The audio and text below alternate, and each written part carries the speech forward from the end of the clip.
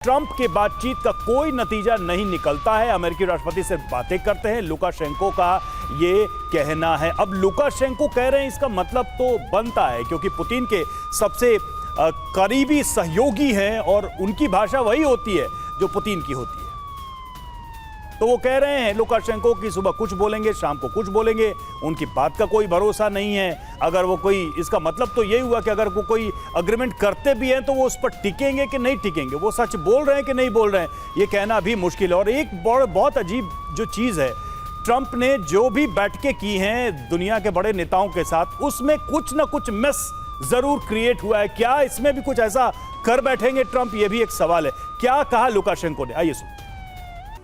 और Alaska meeting से पहले टारगेट पर ट्रंप क्यों हैं, यह भी देखिए। बेलारूस के राष्ट्रपति ने ट्रंप पर हमला बोला, लुकाशेंको ने ट्रंप पर उठाए हैं सवाल। ट्रंप सुबह कुछ कहते हैं, शाम को कुछ कहते हैं। यूक्रेन जंग में रूस की मदद कर रहा है बेलारूस, और लुकाशेंको और पुतिन बेहद करीबी दोस्त रहे हैं हमेशा से।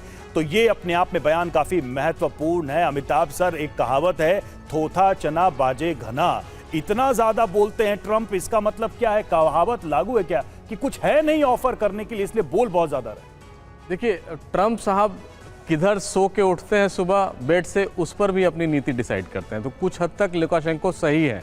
और ट्रंप साहब में कभी भी डेप्थ नहीं रहा है, स्ट्रैटेजिक अंडरस्टैंडिंग नहीं रही, डिप्लोमेटिक अंडरस्टैंडिंग नहीं रही। वो सिर्फ ट्रेड टैरिफ की बात करते हैं।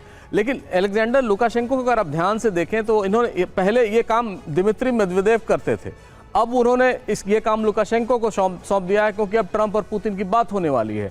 लेकिन जिस तरह की वार्ताएं हो रही, देखिए सबसे बड़ी बात यह है कि पुतिन तैयार हो गए हैं किसी से वार्ता करने के लिए, खासकर अमेरिका से, जो 3.5 साल बाद पहली बार हुआ है। तो ये एक बहुत बड़ा अचीवमेंट है डिप्लोमेसी के लिए।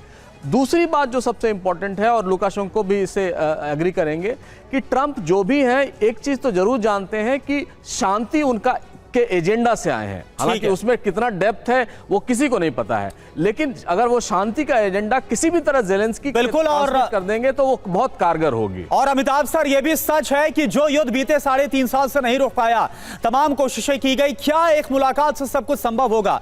क्या एक मुलाकात में ही पुतिन हर चीज पर राजी हो जाएंगे और क्या ज़ेलेंस्की को भी सब कुछ एक्सेप्टेबल होगा?